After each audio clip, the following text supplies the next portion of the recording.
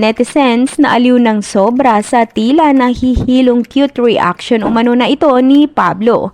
Masayang-masaya nga ang lahat ng mga taga-suporta ni Pao dahil muli masaya at matagumpay nilang nairaos ang kanilang wish bus, determinado performance. Bukod dito wala nga din paglagyan ang kasiyahan ang lahat ng mga nagmamahal sa binata dahil matagumpay din nilang naipadama kay Pinuno muli ang kanilang walang sawang pagmamahal at suporta sa lahat na nakakamit nitong mga blessing.